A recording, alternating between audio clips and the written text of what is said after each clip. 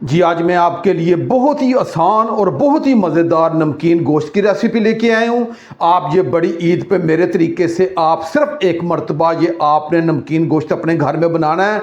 बच्चे बड़े घर के तमाम अफराद इसे बड़े शौक से खाएंगे और इसे बार बार बनाने की फरमाइश करेंगे। आइए अपनी रेसिपी की तरफ चलते हैं। बिस्मिल्लाहिर्रहमानिर्रहीम। लाखों करोड़ों अरबों दुरूदो सलाम आप सल्लल्लाहु अलैहि वसल्लम पर और आपकी आल पर। अल्लाह ताला आपको खुश रखे। मैं हूं तारिक जावेद, आप देख रहे हैं दादा तारिक रेसिपी। नमकीन गोश्त की रेसिपी के लिए मैंने 750 ग्राम 3 पाव ये बीफ का गोश्त लिया है और आज की रेसिपी इसी तरीके से आप मटन के गोश्त के साथ भी बना सकते हैं।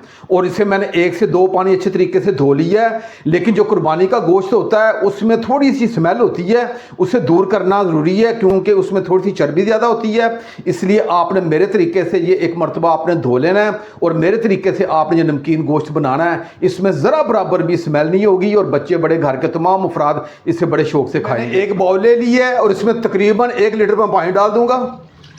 पानी डालने के बाद 1 खाने का चम्मच इसमें नमक डाल दूंगा। नमक डालने के बाद मैंने 5 से 6 अदद लहसुन की कलियां ली थी, इसे मैंने कूट लिया था, ये डाल दूंगा। और 1 अदद मैंने लेमू लिया, इसका रस निचोड़ दूंगा। और इन तीनों चीज़ों को मैं पानी में अच्छे तरीके से मिक्स करूंगा। मिक्स करने के बाद ये हमारा बीफ का गोश्त है, ये मैं इसमें डाल दूंगा। बीफ का गोश्त मैंने डाल दिया है और इसे मैंने स्पैचुला की मदद से अच्छी तरीके से इस पानी में मिक्स कर दिया है। अब इसे सिर्फ 7 से 8 मिनट के लिए इसी तरह छोड़ दूंगा। इसके अंदर जो जड़ के अंदर भी जो ब्लड होगा, जो स्मेल होगी, वो उस पानी में आ जाएगी। ये भी अभी आपको थोड़ा सा कलर तब्दील होता हुआ नज़र आ रहा होगा। और 2 से 3 पानी अच्छे तरीके से धो के आपकी खिदमत में मैं हाजिर होता हूँ। मैंने बीफ के गोश्त को अच्छे तरीके से 2 से 3 पानी धो लिया है। जो मैंने गोश्त लिया है ये हड्डी वाला गोश्त लिया है। आपने हड्डी वाला गोश्त लेना है और साथ ये थोड़ी सी चर्बी है, इसका रोगन है। इसके रोगन के साथ नमकीन गोश्त का बहुत ही कमाल का जायका उभर के आएगा। अब इसे मैं एक तरफ रखूंगा। चूल्हे की फ्लेम को मैंने ऑन कर लिया है और आंच को मैंने मीडियम रखा है। ऊपर कढ़ाई रख ली है। अब इसमें 4 टेबल स्पून में ऑयल डाल दूंगा। ऑयल डालने के बाद मैंने 2 अदद छोटी इलायची ली है, इनके मुंह खोल दिए हैं। 2 अदद मैंने लौंग लिए हैं और 1 बड़ी इलायची ली है। और मैंने 5 अदद ये गोल साबुत काली मिर्च ली है और 1 छोटा टुकड़ा मैंने दालचीनी का लिया है, ये डाल दूंगा। और डालने के बाद इसे सिर्फ 15 से 20 सेकंड के लिए फ्राई करूंगा ताकि इनका फ्लेवर इस कढ़ाई में आ जाए। मैंने मसाले को 15 से 20 सेकंड के लिए फ्राई कर लिया है। अब ये हमारा बीफ का गोश्त है, ये मैं डाल दूंगा। और गोश्त डालने के बाद इसके मैं 4 से 5 मिनट के लिए अच्छे तरीके से इसे फ्राई करूंगा। मुझे गोश्त को फ्राई करते हुए तकरीबन 5 मिनट हो गए हैं। अब आपको इसके अंदर ये अलग सा ये पानी नज़र आ रहा होगा, ये आपने इसी में आपने अच्छे तरीके से खुशक करना है। लोग क्या करते हैं, इसमें पानी डाल देते हैं, जो गोश्त का जो पानी होता है वो उस पानी के साथ मिक्स हो जाता है, जो गोश्त स्मेल पैदा कर देता है। अब मैंने 2 टेबल स्पून ये अदरक लहसुन का पेस्ट लिया है, ये डालूंगा। अदरक लहसुन आपने आर्टिफिशियल नहीं डालना, आपने खुद कूट के डालना है कि इसके साथ बहुत ही कमाल का जायका आएगा। अब ये आपको पानी नज़र आ रहा है, ये गोश्त का पानी है और अदरक लहसुन हमने इसमें शामिल कर दिया है। अब इसकी मैं टाइम नोट करके 5 मिनट इसकी मज़ीद भुनाई करूंगा। जो अदरक लहसुन के साथ इसका जो पानी है ये भी खुशक होगा और ये गोश्त की अच्छे तरीके से भुनाई हो जाएगी। अदरक लहसुन को मिक्स करने के बाद मैंने ½ टी स्पून ये नमक लिया है। नमक आप अपने जायके के हिसाब से कम ज़्यादा कर सकते हैं, ये डाल दूंगा। और नमक डाल के इसे अच्छे तरीके से मिक्स करूंगा। अब इसके अंदर हमने अदरक डाला है और जो गोश्त का पानी है ये भी आपको नज़र आ रहा होगा। ये अदरक लहसुन के साथ ही ये पानी भी खुशक होगा और ये गोश्त भी अच्छे तरीके से फ्राई होगा और जो हमने नमक डाला है उसका फ्लेवर भी इस गोश्त के अंदर आ जाएगा। मैंने गोश्त की 4 से 5 मिनट अच्छे तरीके से भुनाई कर ली है और जो गोश्त का पानी था वो भी खुशक हो चुका है और जो अदरक लहसुन का जो कच्चा पान था वो भी ख़त्म हो चुका है और अदरक लहसुन का जो फ्लेवर है वो इस गोश्त में आ चुका है। मैं आपको ज़रा करीब से भी चेक करवाता हूँ, ये देखिएगा बिल्कुल आपको ऑयल नज़र आ रहा होगा, पानी इसका मुकम्मल ख़त्म हो चुका है। अब इसमें मैं 3 गिलास ये पानी डालूंगा।